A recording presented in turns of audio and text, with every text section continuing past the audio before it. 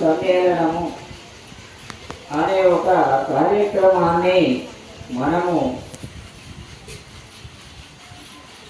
చేసుకుంటూ ఉన్నందుకు చాలా హేతుబలమైన ఉండి మనము గర్వించదగ్గటువంటి కార్యక్రమాన్ని మన భారత మాత యొక్క సంస్కృతిని సాంప్రదాయాన్ని ఆచరించేటువంటి ఒక ధర్మాన్ని చేపట్టి మనము ఆచరించడానికి ఉద్యుక్తమయ్యి మనమందరము కూడా ఈ ఒక భారతదేశంలో ఉన్నటువంటి ప్రతి పౌరుడు కూడా సోదరుడే అనే ఒక భావముతో, సోదరి అనే ఒక భావముతో మనము మెలగాలనే ఒక విధానములో 100 సంవత్సరాల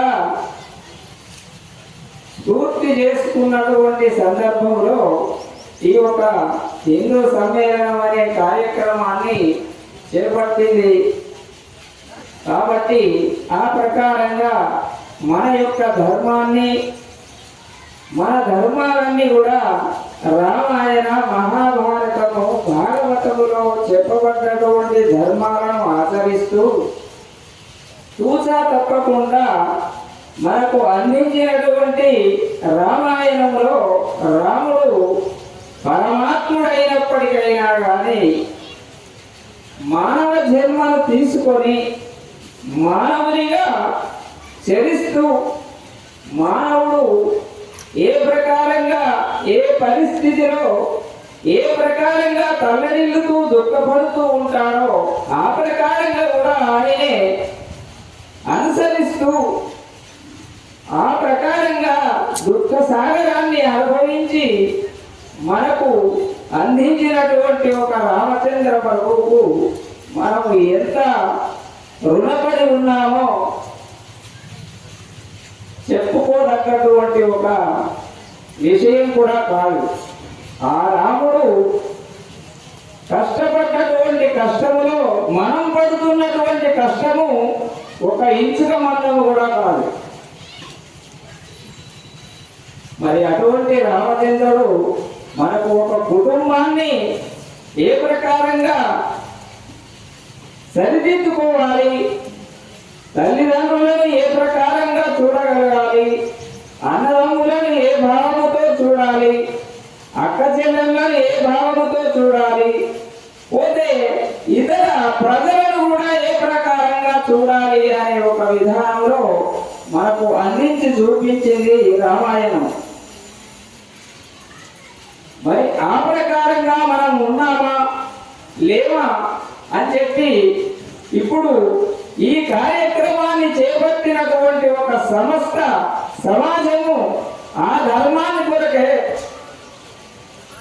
ఆ సాంప్రదాయం కొరకే, ఆ సంస్కృతి కొరకే పాటుపడుతూ ఈ ఒక కార్యక్రమాలను చేపట్టి నడుపుతూ మనల్ని ముందుకు తీసుకొని వెళ్ళేటువంటి ఒక ఉద్యమాన్ని అనే అంధకారంలో కూరుకుపోకుండా ఉండాలి అనే ఒక ధర్మ భావనలో ధర్మాన్ని పాటిస్తూ ఆచరిస్తూ ఇవాళ ఇక్కడ యజ్ఞం చేయాలి అనే ఒక ఉద్దేశంతో యజ్ఞం చేశారు. కానీ ఈ యజ్ఞము ఆనాడు సనాతనంలో ప్రతి ఇంటికి యజ్ఞం చేసుకొని కడప యువతల కాలు పెట్టేవాడు.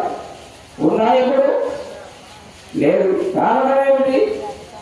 ఆ యజ్ఞం చేసితే గృహంలో ఉన్నటువంటి వాళ్లకు ఎంత ఆరోగ్యాన్ని ఇస్తుంది, ఏ ప్రకారంగా రక్షణ చేస్తుంది అనేది ఎవరన్నా ఊహించారా?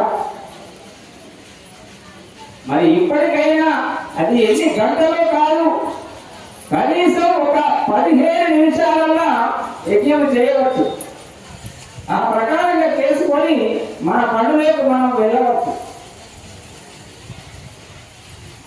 మరి ఆ ప్రకారంగా ఉన్నటువంటి మన సంస్కృతిని, మన సాంప్రదాయాన్ని ఎలా కాపాడుకోవాలి అనే ఒక ఉద్దేశంతో ఆ సమాజము మనకు తెలియజేయడానికే ఇటువంటి కార్యక్రమాన్ని చేపట్టి మన ముందుకు తీసుకొచ్చి నడుపుతూ ఉంది. కాబట్టి మనము కూడా ఇంకా జాగ్రత్త పడే అటువంటి ఒక అవకాశం ఉంది. ఎందుకనంటే మన యొక్క సంస్కృతి, మన ధర్మము, మన ఆచారాలు మనమే అడగండి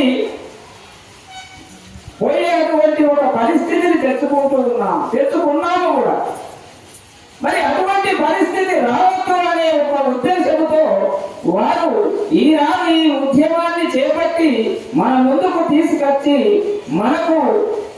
మన కన్ను మనకొక మాయగా కప్పినటువంటి ఒక మాయను తీసేయడానికి వాళ్ళు మన ముందు వచ్చి ఈ యొక్క ధర్మాన్ని పాటించడానికి వాళ్ళు ముందుకు వచ్చి నడుపుతూ ఉన్నారు అన్నప్పుడు మనము కూడా జాగ్రత్త పడి వాళ్లకు చేయూతనిచ్చి మన ధర్మాన్ని మనం నిలబెట్టుకునే వాళ్ళకు కావాలి.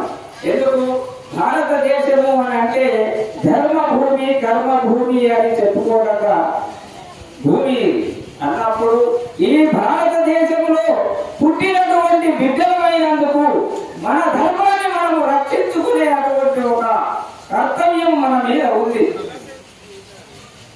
అన్నప్పుడు మనం అందరము కూడా ఆ ధర్మాన్ని నిలబెట్టుకొని మన ఈ భారత మాత బిడ్డలమని అనిపించుకోవాలి. ద్వాపరే యుద్ధ శక్తిశ్చ. ద్వాపర యుగంలో ఇట్లా మంత్రాలు, తంత్రాలు ఇవి పని చేయలేదు. యుద్ధం అనివార్యం అయ్యింది. జ్ఞానశక్తి ఒక యుగంలో పనిచేసింది, రెండవ యుగంలో మంత్రశక్తి పనిచేసింది, మూడో యుగంలో యుద్ధ శక్తి అనివార్యం అయ్యింది. మరి చివరిది ఒక లైన్ ఉంది, సంఘే శక్తి కలయుగే. ఏంటి సంఘే శక్తి కలియుగ అంటే ఈ యొక్క యుగం యొక్క ఆవశ్యకత సంఘటిత శక్తి. ఎవరు సంఘటితంగా ఉంటారో వాళ్ళకు భగవద్ దర్శనమే కాదు, ఆ దేశ ధర్మాన్ని రక్షించే శక్తి కూడా ఉంది. ఈ యొక్క శ్లోకం యొక్క అర్థం. మరి ఎవరిని రక్షించాలి? ఎవరిని రక్షిస్తే ఈ దేశ ధర్మాలే కాదు యావత్ ప్రపంచం మొత్తం కూడా సుభిక్షంగా ఉంటుందో ఆ ధర్మాన్ని రక్షించాలి. ప్రపంచ దేశాలన్నీ కూడా ఏమి తినాలి, ఏమి కట్టుకోవాలి, ఎలా మాట్లాడాలి, ఎలా జీవించాలి అని ఒక జీవన విధానం వాళ్ళకు లేదు. ఈ సృష్టి జీవన విధానాన్ని ఈ భారతీయ సంస్కృతి మనకిచ్చింది. మరి ఈ యొక్క సంస్కృతి కేవలం మన కోసమేనా? మన కోసం కాదు, యావత్ కళ్యాణం కోసం, ఈ ప్రపంచ కళ్యాణం కోసం ఈ ధర్మం ఉన్నది. మరి ఈ ధర్మ రక్షణ చేయాల్సిన వాళ్ళు ఎవరు? ఈ దేశ వాసులు, హిందువులు. హిందువులు అంటే సంకుచితమైనటువంటి వాళ్ళు కాదు. ఒక భాషకి, ఒక ప్రాంతానికి, ఒక కట్టు బాటుకు సంబంధించింది కాదు, ఒక ఆహార వ్యవహారాలకు సంబంధించింది కాదు. సమస్త భూమి మొత్తం కూడా ఒక తల్లిగా చూసినటువంటి సంస్కృతి మనది. అందుకే మనం భూమాత అని చెప్పాం. నదిని మాతా కొలిచే సంస్కృతి మనది, అందుకే గంగా మాత అని చెప్పాం. ఇక ప్రతి దాంట్లో కూడా భగవత్ స్వరూపం చేసినటువంటి ధర్మము ఎందుకు బానిసత్వంలో వెళ్ళింది? దేశం దాడులు చేశాయి. అనేక దేశాలు ఈ దేశం పైన దాడులు చేసినప్పుడు నామరూపాలు లేకుండా చేసినటువంటి సంస్కృతి మనది. కానీ మనం బానిస. రామాయణ ఇతిహాసాలకు సంబంధించినటువంటి ఇంత గొప్ప జాతిని కాపాడుకోవాలన్నటువంటి యొక్క నిత్యము కలిసే వ్యవస్థ లేని కారణంగా ఈ ధర్మాన్ని రక్షించుకున్నప్పుడు ఈ దేశం ఉంటేనే ఇవన్నీ ఉంటాయి. ఈ దేశం లేకపోతే ఏమవుతుంది?